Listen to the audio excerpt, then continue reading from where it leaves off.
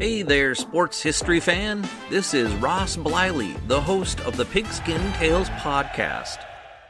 Are you looking for that perfect, unique gift for your sports-loving child or grandchild? Or maybe you're looking for one.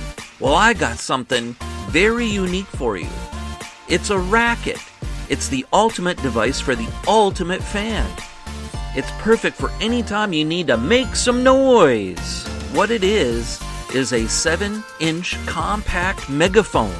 It's got 8 powerful adjustable LED lights, noisemakers. Plus, you can design it all you want to match your team's colors.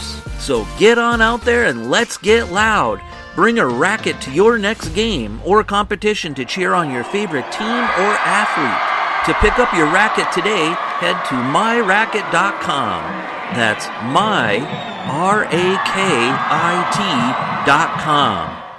Now it's time to take a sports break, a look at sports history on a daily basis. Hello, my friends of sports history. This is Darren Hayes of the Sports Jersey Dispatch podcast. Welcome once again to the Pig Pen, your place for all things great in sports history. And welcome to your sports break for December 16th, as we will talk about some of the great athletes and events in their careers that made us stand up and cheer, or at least applaud for them receiving an award or for something great that they did that occurred on December 16th. And before we get to those uniform numbers, let's make sure that you know about our Twitter account. We are at Pigskin Dispatch, and on Facebook, we have the Pigskin Dispatch page. A great way to keep in touch with us, besides going to pigskindispatch.com and jerseydispatch.com. Now those uniform numbers for December 16th we'll discuss. They're numbers 55, 7, 8, 14, 13, 32, 12, 5, 9, and number 18. December 16th, 1922 is where we'll start, and the Mutual Association of Eastern Colored Baseball Clubs formally organized and becomes one of the Negro Leagues that of baseball that we're going to talk about here. It was a sad time in sports when there was segregation of players of color and players of Caucasian.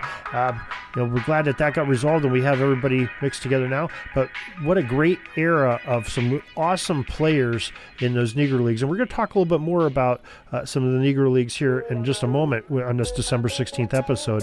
So stay tuned. December 16th, 1946, the 1947 NFL Draft. Bob Fenimore, number 55 from the University of Oklahoma A&M, was the first pick by the Chicago Bears.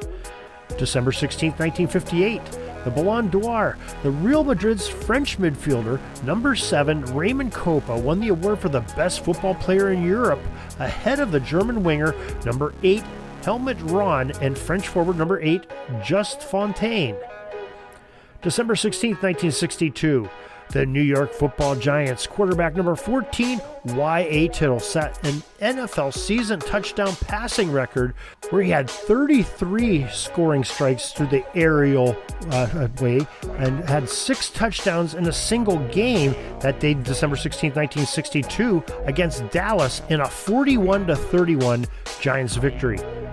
December 16th, 1967, number 13, Wilt Chamberlain of the Philadelphia 76ers, he scored 68 points versus the Chicago Bulls. December 16th, 1973, Buffalo Bills running back number 32, O.J. Simpson, became the first National Football League running back to rush for 2,000 yards in a season. And remember, in 1973, they were on a 14-game schedule. It wasn't 16 games. It's not 17 games like it is now. That was in 14 games, and he did quite a good job of getting those yardage there in cold Buffalo.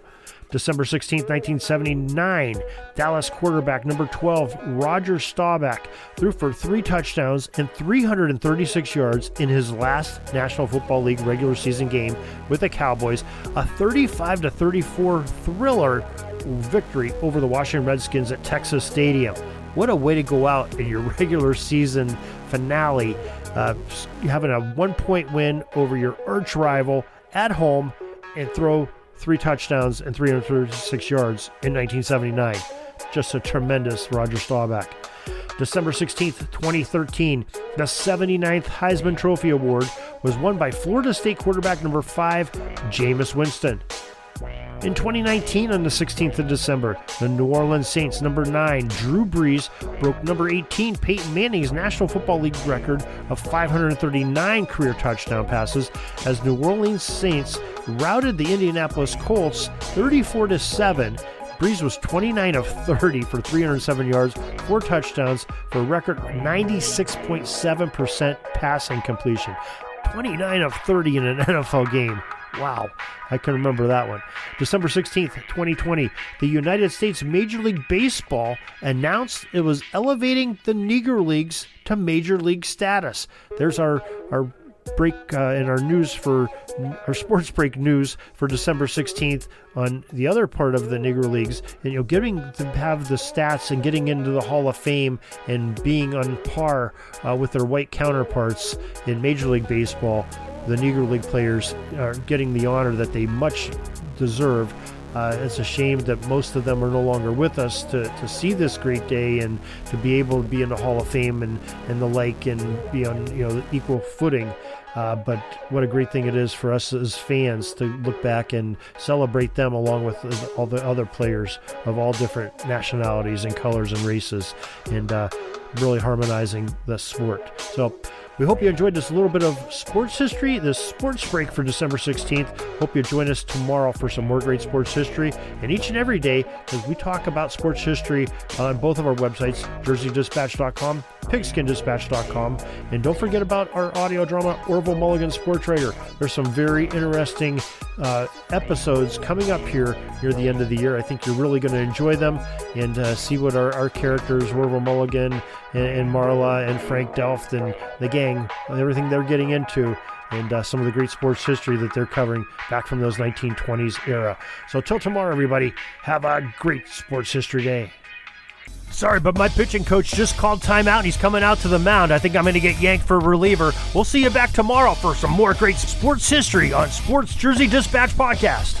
We invite you to check out our websites, jerseydispatch.com and pigskindispatch.com. Not only see the daily sports history, but to experience the preservation of great events and people that play the games. Find us on Pigskin Dispatch. It's also on social media outlets of Facebook, Twitter, Instagram, and don't forget the Pigskin Dispatch YouTube channel to get all your daily sports history.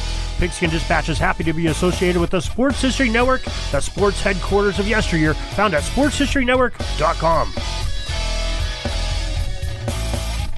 This podcast is part of the Sports History Network, your headquarters for the yesteryear of your favorite sport.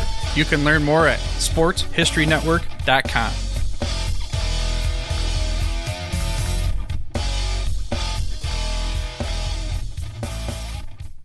Hey there, sports history fan.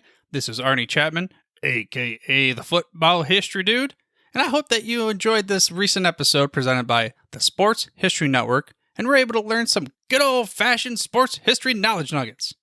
I started the Sports History Network back in 2020 with the mission to help podcasters find a community of like-minded sports history nerds, as well as helping aspiring podcasters to start their own shows. We have a little bit over 30 shows on the network right now covering all sorts of sports history, but as far as I'm concerned, we're just at the toothpick in the ocean moment, that can't even figure it out because there's so much more coming.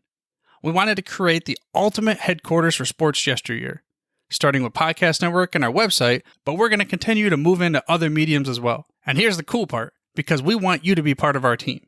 So if you're interested in starting your own podcast, or maybe being a guest on one of our shows, or who knows, maybe even writing an article for us over on the website. Seriously, all you gotta do is reach out to us on the contact page over at sportshistorynetwork.com. You can be as technologically savvy as a Neanderthal tapping on a stone trying to figure out this whole hieroglyphics thing back in the day. Again, it doesn't matter, because even if you don't understand the whole podcast space, we have a production team that can pretty much help you out with doing everything. All you gotta do, head over to sportshistorynetwork.com, head to the contact page, fill it out. That message goes right to me, and I'll reach out to you as soon as I can. But for now, dude, I'm through if you're through.